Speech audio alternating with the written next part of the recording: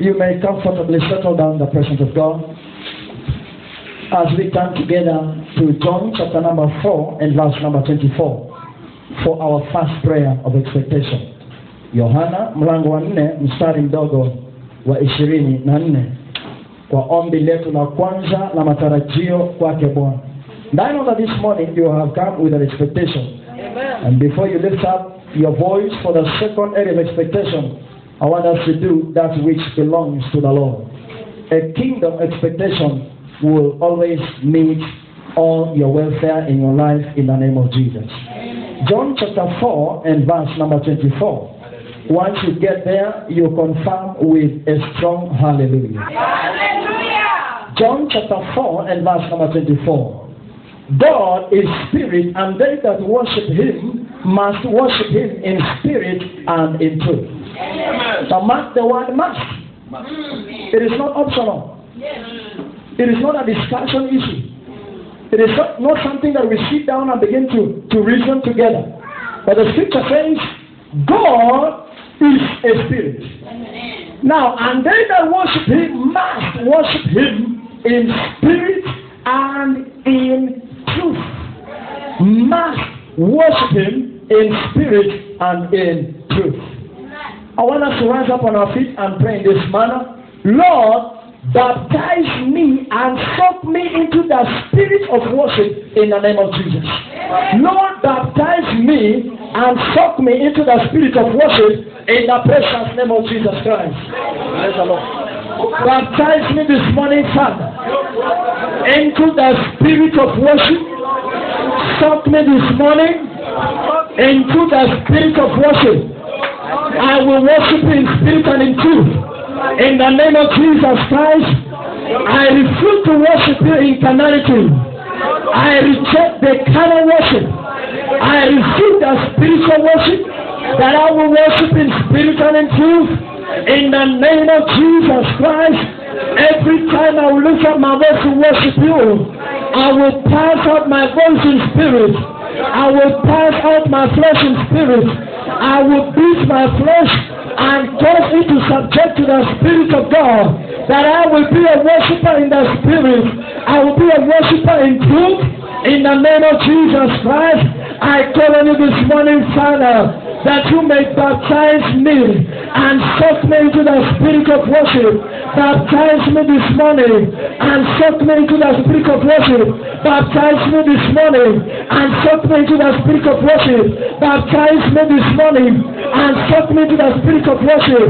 Let me worship in spirit and in truth, for the scripture records that Lord God, you are spirit, and you call upon those who worship you to worship in spirit and in truth. That's Lord, you understand the language of the Spirit. I pray this morning, Father, that I will lift up my voice in the Spirit. I will pray to you in the Spirit. I will call on you in the Spirit. My prayer shall be in the Spirit. My thanksgiving shall be full of the Spirit. In the name of Jesus Christ, cause me to worship you, Lord, in the Spirit. Cause me to give you glory, Lord, in the Spirit. Cause me to praise you, Lord, in the Spirit. In the name of Jesus Christ, cause me to worship you, Father, in the Spirit this morning, as you baptize me and soak me to the spirit of worship. As you baptize me and soak me to the spirit of worship, I receive your spirit of worship. I receive your spirit of worship this morning. I receive the spirit of worship. I break loose from the cocoon of carnality. I break loose from the flesh of carnality. I receive the spirit of God. I receive the spirit of worship. In the name of Jesus Christ, I reject to worship in carnality. I reject to worship in the flesh. I worship in spirit. I shall be spiritual. My worship shall be spiritual. In the name of Jesus Christ, baptize me and soak me into the spirit of worship. Thank you, mighty Father. Receive all the praise, Father. Receive all the praise. In Jesus, in companion name, we have prayed. That amen is a sweet feeling. I said in Jesus, in companion name, we have prayed. May God baptize you in the spirit of worship in the name of Jesus. May God soak you into His spirit of worship in the name of Jesus. Each and every time you lift up your voice to worship Him, you shall be spiritual in Jesus' precious name. You may excitedly sit down on your enemies in the presence of God as you shout hallelujah. With a smile on your face, shout hallelujah again. And as you shout hallelujah, you shall no longer be carnal in the name of Jesus. As you shout hallelujah, you shall no longer be carnal in the name of Jesus Christ. May you be spiritual in Jesus' precious name. This morning I'm excited to speak to you about worship. I want to certainly bring to you the word of God in the dimension of worship.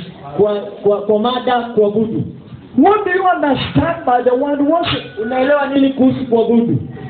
Most of us believe that worship is when you sing a slow moving song. Watu wengi tunaamini kuabudu ni kuimba wimbo wa kwenda polepole. When you sing a song which moves at a low pace, kuimba wimbo ambao unaenda kwa mwendo wa polepole, then that is worship. Basi hiyo ni kuabudu. I want to help you understand this. Nataka kukusaidia uelewe hivi. Tell your neighbor, ambia jirani yako, not every slow moving song is a worship song. Kila wimbo wa kwenda polepole ni wa kuabudu. Now, others believe that worship belongs to the praise and worship team. Basi wengine wanaamini kuabudu ni kikundi cha sifa na kuabudu. Help me pick your neighbor by telling your neighbor, ambia jirani yako, worship is not a service group. Kuabudu si ya kikundi cha kuabudu. Because most of us tend to believe that worship is meant for the praise and worship. Kwa sababu wengine wetu tunaamini hivyo kwamba ni ya kikundi cha kuabudu. Worshiping God is not a certain service group in church. Kuabudu Mungu si ya watu wa kawaida kwa kanisa. Worship is not a section of the service. Kuabudu si sehemu tu ya ibada. Worship should be a lifestyle of a believer. Kuabudu intakana ikue ya maisha ya mtu anayeamini. Because God told you to worship Him. Kwa sababu Mungu alikuita umwabudu. He didn't tell you to come and do some entertainment in the presence of God. Hakukuita ufanye mzaha uweponi mwake. He didn't tell you to come and be shouting without formula. Hakukuita uwe kupiga kelele bila matarajio na mpangilio. You better worship Him without a formula. Ni vizuri umwabudu na matarajio na without a formula. Ni vizuri umwabudu without a formula. Bila mpangilio.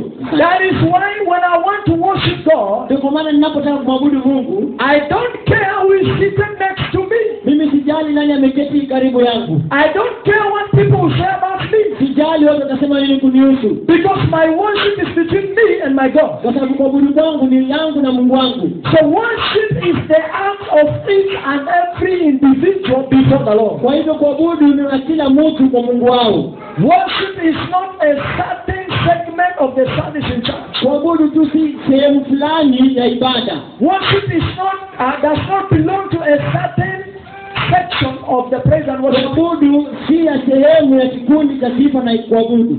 Worship is submission. Kuabudu ni kujiachilia. Tell your neighbor, worship is submission. Hata jina yako kuabudu ni kujiachilia. I see you submitting this morning in the name of Jesus. Naona kujiachilia siku ya leo katika jina la Yesu. Now let's quickly turn to Exodus chapter number 7 and verse number 16. Atuingie Mwanzo 7:16. Exodus kutoka chapter number 7. Kutoka 7 verse number 16. 16. Kutoka 7 mstari wake wa 16. I want us to go through this scripture together. Nataka tupitie wote pamoja so that you may get to understand what that worshiping is. Ili tuelewe kuabudu inamaanisha nini. Exodus chapter number 7 kutoka mstari wa 7, mlango wa 7 mstari wa 16. Chapter number 7 verse number 16. Mlango wa 7 mstari wa 16. I'm saying this repeatedly as I move slowly so that all of us can get there. Narudia ili sote tufike mahali pale. Exodus chapter number 7 verse number 16. Kutoka 7:16. I will advise that you change that microphone.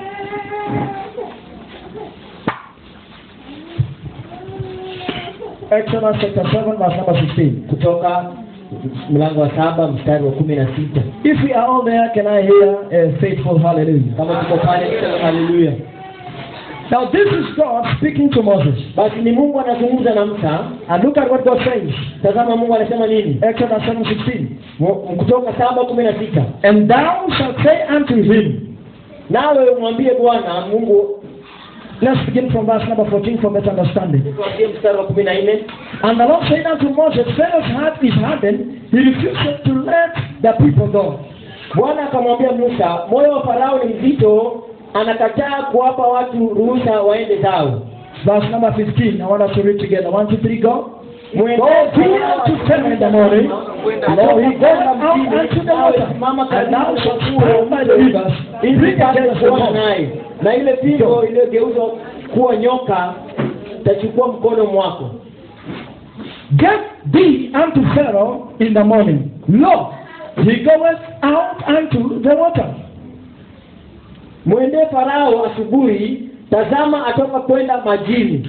And thou shalt stand by the rivers, bring against he come. Nawe simama karibu na ufuo wa mto ili upate kuonana naye.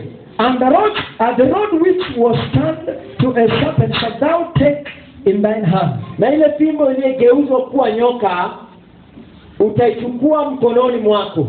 Verse number 16. 16. And thou shalt say unto him, nawe umwambie, the Lord God of the Hebrews hath sent me unto thee. Bwana Mungu wa Ibrania amenituma nije kwako. Saying, let my people go. Kusema wape watu wangu ruhusa ili wapate kunitumikia jangwani. That they may serve me in the wilderness. Ili waweze kutumikia jangwani. And behold, hitherto thou wouldest not hear. Nawe tazama hujasikia hata sasa.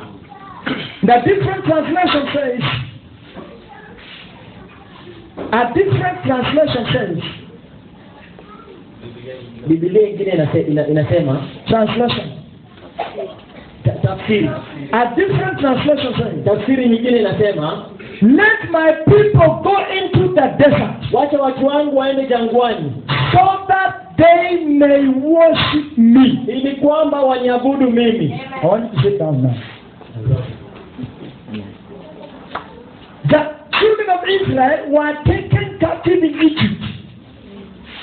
And they were being frustrated by the Egyptians. God had the promised land, which is Canaan, for them. Na Mungu anaambia Waisraeli ya kwamba anakuja kuwaondoa katika Misri, mahali ambapo wanapata matatizo.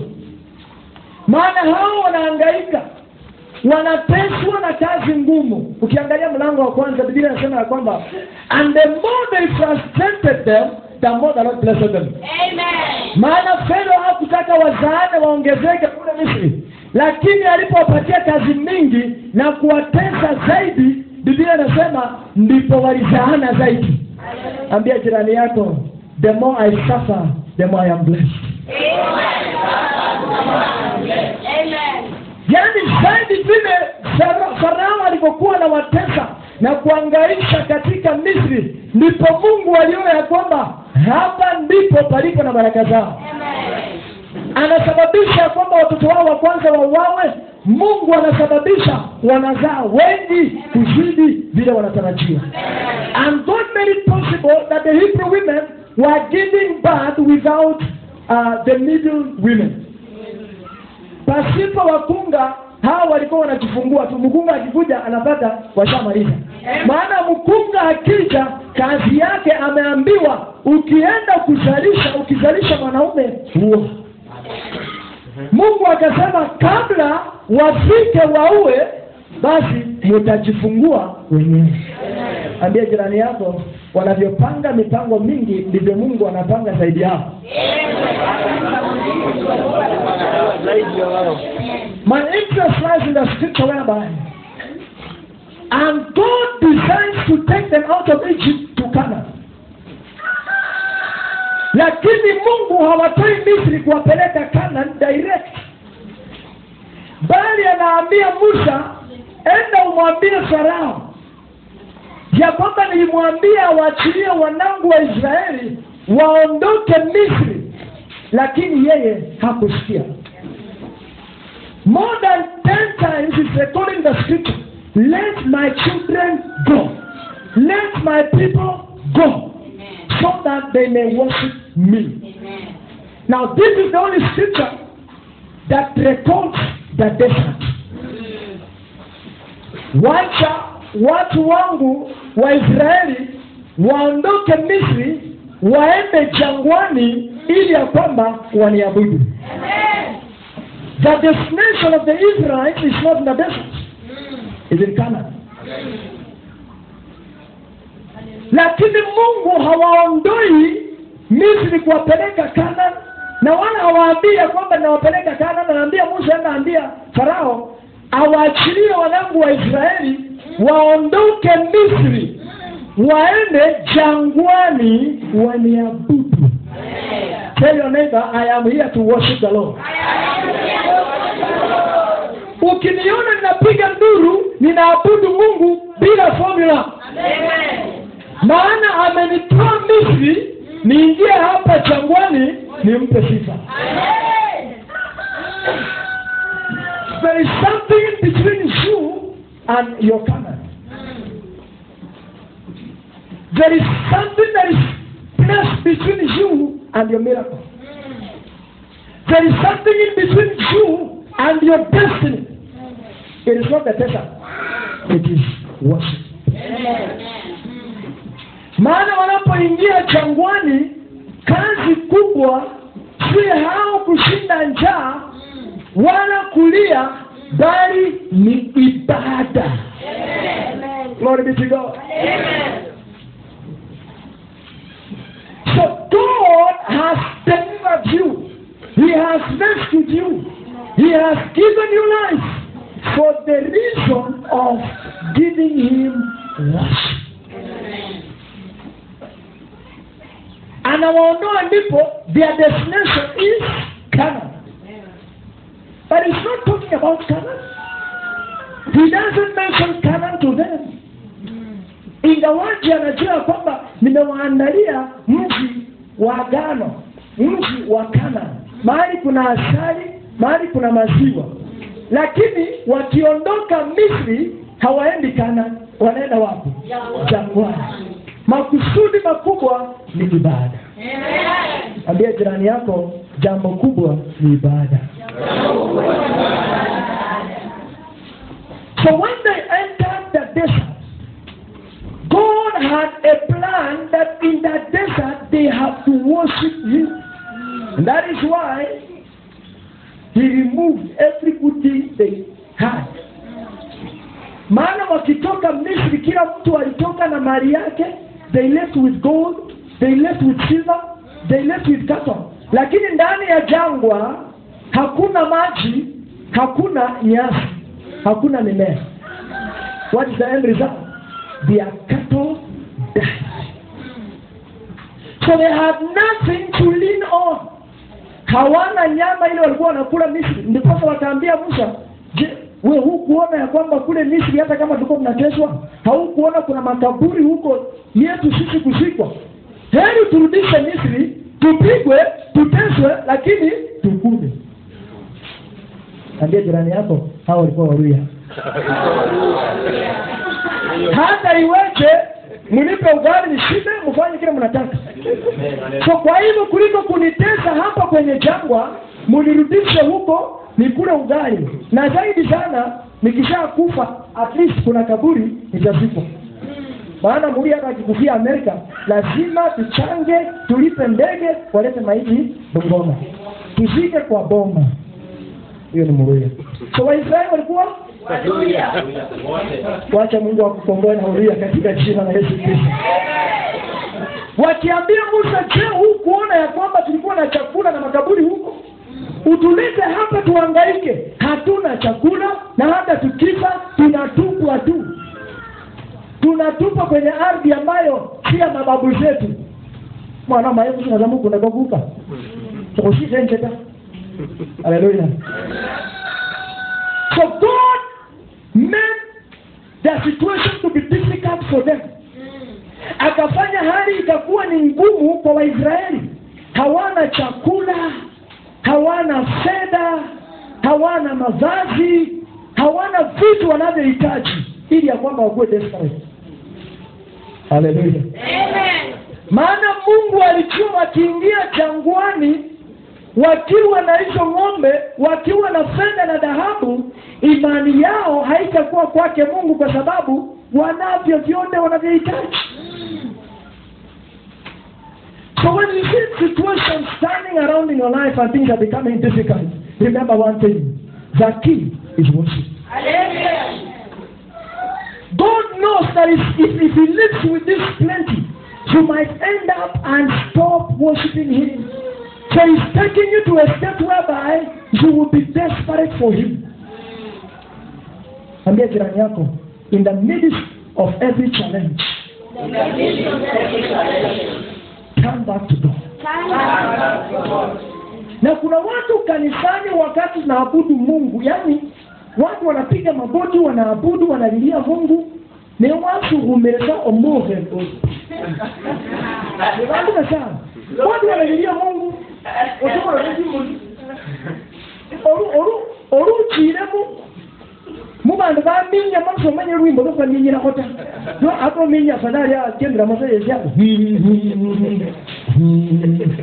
Wano bari Kristo. Upase mamuni mbiyaki na kushi. God has put you here for the reason of worship. Amen. Kuabudu Mungu. Sio kuchomoka tu macho. Ati watu wataniona aje? Wewe unaona sisi watu napiga magoti kila akili ni wajinga. Unafikiria sisi ni vicha, ni wenda wazimu. Wewe ndiye wazimu. Maana uelewi kile kinaendelea. Watu basaba baja. Yewe galiza. Ulikena basa ajokana to make it space.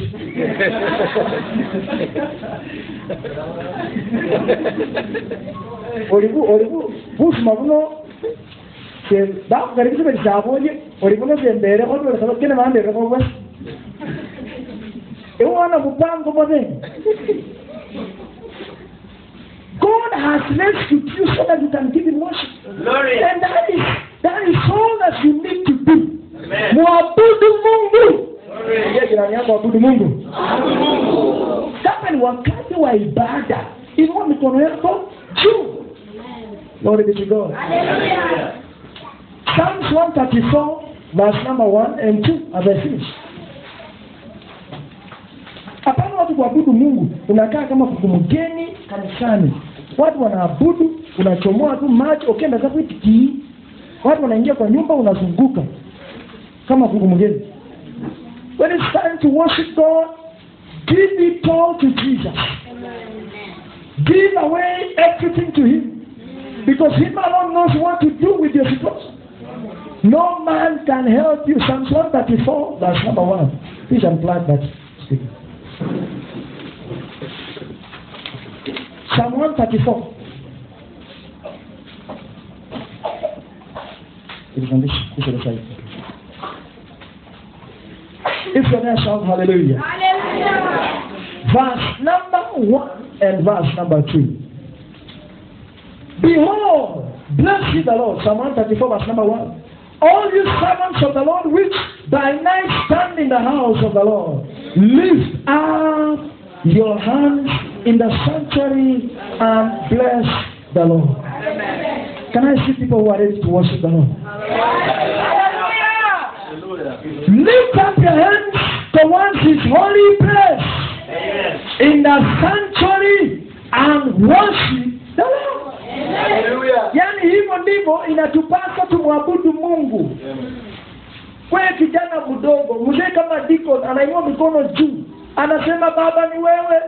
Wewe umekaa kwa kiti wakati watu wanaabudu. Watu wanatukuza Mungu, wewe umekaa tu chini. Unakaa ni kama hauelewi hapa ni kanisani ama ni mkutano ya siasa. Those who are lifting up their hands to Him understand what they ought to do. And as from today, I want to see people lifting up their hands to Jesus. Amen. You will either submit to Him or go home and sit down. Amen. Kaya kwa nyumba yako huko watch TV. Watu wanaabudu wewe una watch, maana ni TV, ni sinema. Neno ya kiimba hapa si TV wewe kuangalia.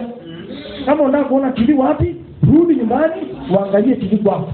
Hapa we have assembled to worship the Lord. Wacha niseme vile wengine wao wanasema.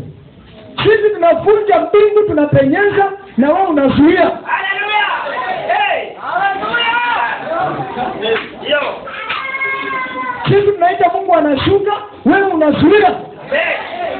Anakuja kwa watu wako wameinua mikono, anataka kukutane nao, wewe una block. Every stumbling block, may you break loose in the name of Jesus. Unaona wale waombaji wainuaji mikono, hata hiyo amene wanashindwa, mnazikia kelele ya nini? Si lazima ukuwe unasema maneno 2000 kwa dakika moja. You can just lift up your hands and say, Jesus, Jesus, Yesu, wewe ni mzuri. Surrender to him. When you fail to surrender to him, ndio sababu saa 2 jioni unatoka town unaenda nyumbani, Joshua anakushika kwa barabara. Anakuambia piga magoti, unaona kama juu? Wacha nani wapi kipande? Unatoka wapi unaenda wapi? Kwa sababu umekataa kuabudu Mungu. Sasa lazima wakulazimishe uabudu kitu. Na utaabudu bunduki. Kila mtu hapa hataabudu bunduki katika jina la Yesu. Sisi tunatembea hata saa 8 usiku hapa. Ask my son. We go for kesha, we go for meetings at night. We go to preaching schools at night. We come back and hata saa 8 tunateremka. Tunakutana nao town. Hata swali, wewe kijana unatoka wapi hapa? Maana wanajua mimi si kijana. Ni umeme moto ulao. Wakikuona wanasikia kusema sorry sir. We are sorry. Pole tumekuzuia kupita mapema. Pole. Amen. Kwa sababu umeabudu Mungu. Hao watakuinamia. But if you fail to worship him, you will worship something somewhere. Acha niongeleshe wanaume. Happy Father's Day today. Happy Father's Day.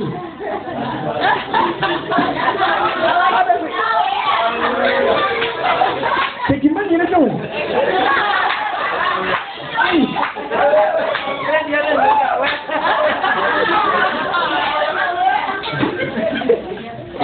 Are there fathers in the house? Yes. Happy Father's Day. Happy Father's Day.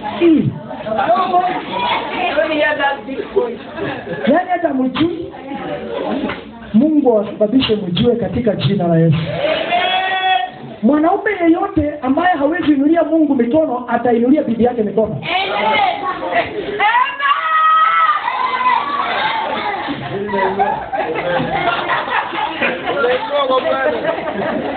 Usipozalimisha kwa Mungu, utajisalimisha kwa mke wako. Watakufanya tu jioni ukiingia kwa nyumba, ndio mama.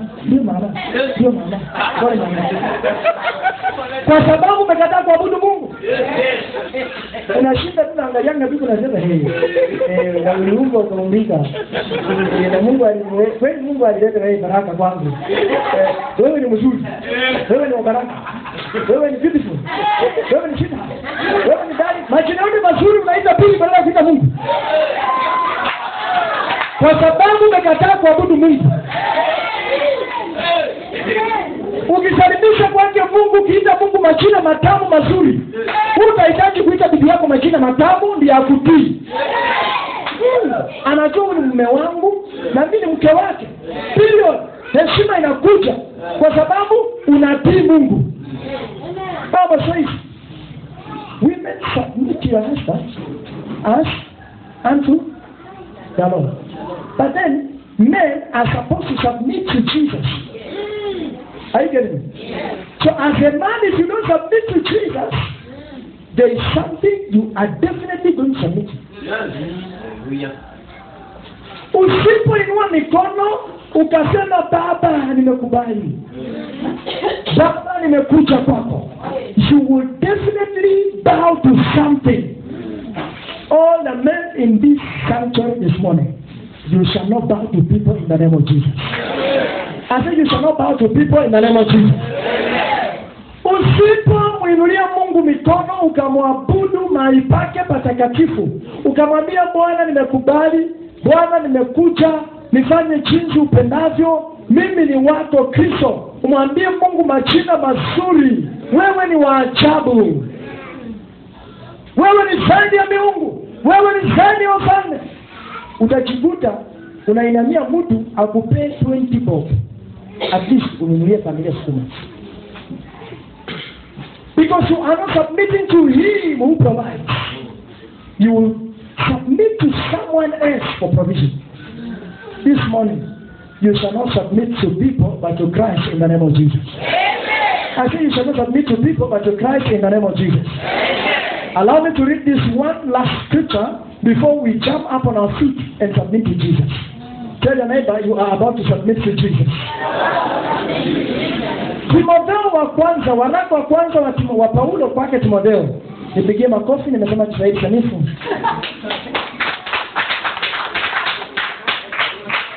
Aweza sema kwenda haja kubwa kwenye msarani. Kiswahili sanifu. Waraka wa kwanza wa Timotheo mlango wa 2 mstari mdogo wa 8. Now this is Paul speaking to Timothy, and this is what he says. I will therefore. In other words, my will is that, or I desire, or I command. Now I will therefore that men pray everywhere, lifting up holy hands without wrath and doubting. Lifting up their holy hands without wrath and doubting. Wakiinua mikono yao takatifu bila hasira wala shauku ama mawaa. Najua kusema mawaa, wengine wanaenda leo kwa kibukushi mawaa. Bila hasira na bila kushuku. Wanaume wote wainue mikono yao hapi juu. Lakini saa nyingine kuna wanaume wagumu hapa wanainua mkono nusu. Wanafanya hivi na anakata kichwa moja ndio anaangalia. Hawa nao na kuabudu. Si waindeko praise kicheze kidogo. Mimi napendanga praise kicheze kidogo. Hapana. Bila ibada, hata hiyo kucheza inatakana iwe ibada. Sana husu na sababu mbi bo imbaho bo praise, bo kunyora ruye. Wewe nyamu yoso jo ambiri chiko. Wewe kunyora ruye mkanisa. So joy in the little get one among you. It is meant for God's glory to submit to Him. Glory be to God. Amen.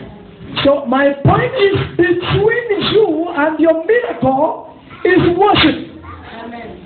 Between you and your job employment is not connection. It's not someone you know. It is worship. Amen.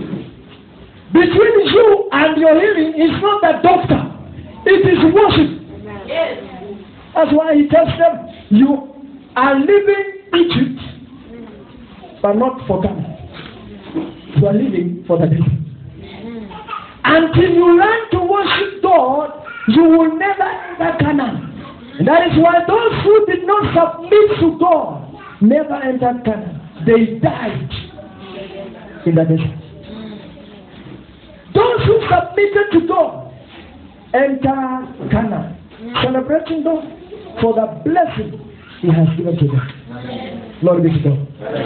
So between you and your miracle, between you and your testimony, between you and your job, between you and your baby, it is not about how much you have in your bank account. It's about worship. Can I see people who are ready to worship God? Lift up your hands and submit to Jesus. I want you to rise up on your feet with all your hands lifted up to Jesus and worship Him. Call Him every good name, every beautiful name. I want to hear people calling Jesus every good name, magnifying Him, worship Him. Wonderful is your name.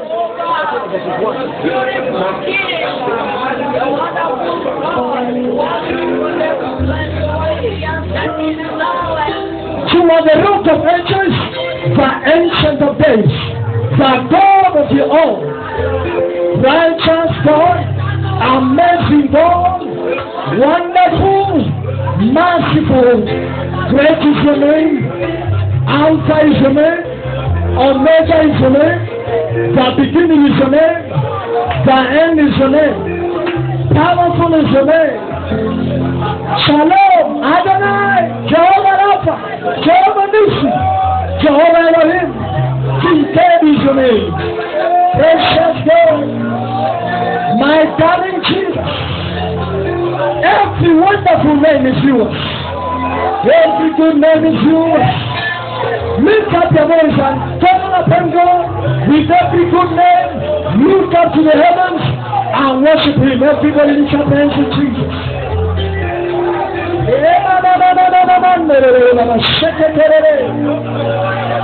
Worship Him. In between now and your tomorrow is worship. In between you and your miracle is worship. In between you and your testimony is worship.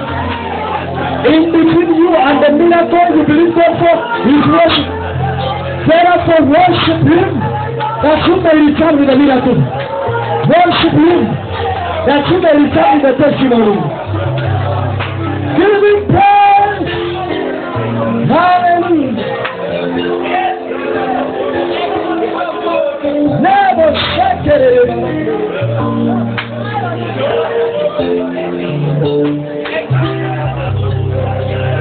Don't get tired of lifting up your hands and surrendering to Him. Go ahead and give Him glory. He's the mighty man of war. He's the Lion of the tribe of Judah. At the same time, He's the Lamb of Christ. Oh, the Lion of the tribe of Judah is your name. Great in battle. Awesome God. Hosanna to the Most High God. Besides you there is no God. Above you there is no God. Below you, Lord, are the works of men. Every other God has a small tree as a result of the works of men. You are God, the King of kings, the ruler of rulers, the one seated on the heavenly throne, the throne above every throne, the throne beyond thrones.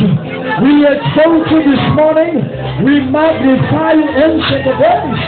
Jehovah Jireh, we give you glory. Hallelujah.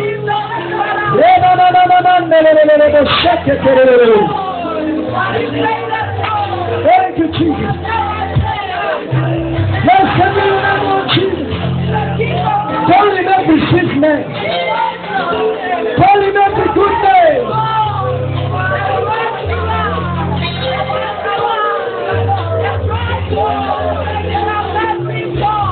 You are a wonder-working God, a miraculous God, the self-existing God, the God whom no one created, the God that exists above every God. Beyond the heavens you reign, beyond all the thrones, beyond all the authority, you reign, Lord Jesus.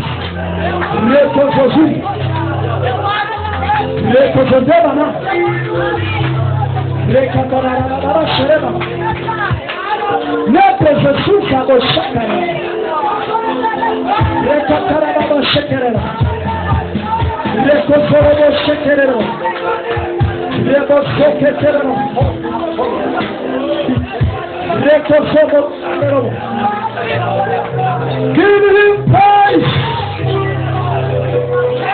darling Jesus. Somebody pamper Jesus this morning. Call him every good name. Hallelujah. Hallelujah.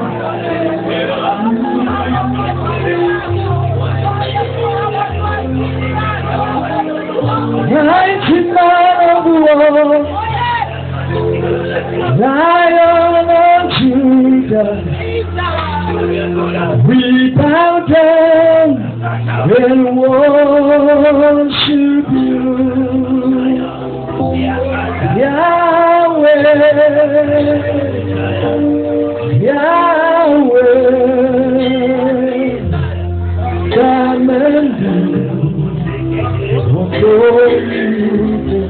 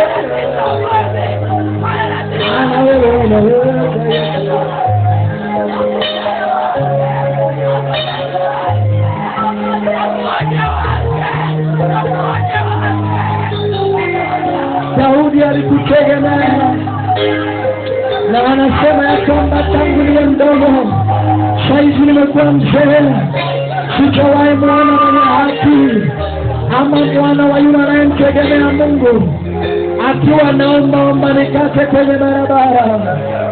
Bwana, tumekutegemea wewe,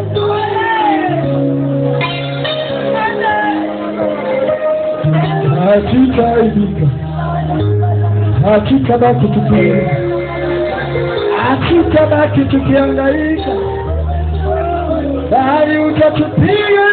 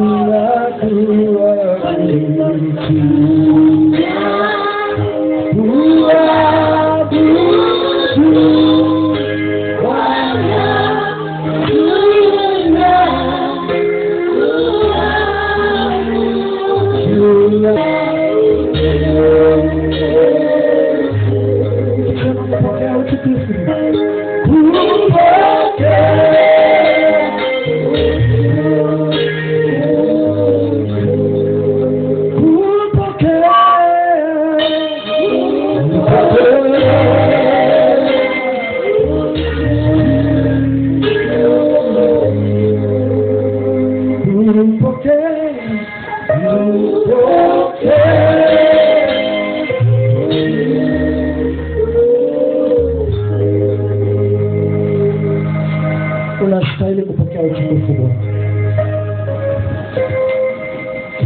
Wastahili kuheshimiwa Mfalme, wastahili kutukuzwa zaidi ya falme, zaidi ya miungu, zaidi ya madhabahu yaliyoinuliwa, na hata kupewa kafara zilizo kubwa kubwa juu ya uwezo wa mwanadamu. Bwana, wewe umetukuzwa, maana tunayo sadaka ya dhabihu iliyokuu na zaidi ya dhabihu zote zilizotolewa katika kila madhabahu. Na dhabihu yetu ni dhabihu Yesu Kristo, dhabihu inayosafisha dhambi, dhabihu inayoponya, dhabihu inayofunganisha maagano. Bwana ni dhabihu zaidi ya dhabihu zote. Pokea utukufu, maana zaidi ya yote Bwana umeinuliwa. Asante, maana imekupendeza aje tukupe ibada mchana wa leo. Ibada yetu Bwana ni ya kuhimidi jina lako, ni ya kuinua jina lako. Tunabubujika na furaha ndani ya mioyo yetu, ndani ya mioyo yetu, maana tunajua kwamba Bwana umetenda. Maana tunajua kwamba Bwana umetutia amani ndani ya nafsi zetu. Maana tunajua kwamba Bwana umerekebisha hata yaliyokuwa magumu katika maisha yetu. Yote tuliyokuinulia, mawazo yetu na imani yetu na tamanio ya mioyo yetu, Bwana tunajua umetenda. Pokea sifa, heshima na adhabu. Ni katika jina la Yesu Kristo tunashukuru Mungu. Pigia Yesu makofi ya ajabu na uketi uweponi mwa Mungu ukiwa umetulia. Tafadhali tulia uweponi mwa Mungu.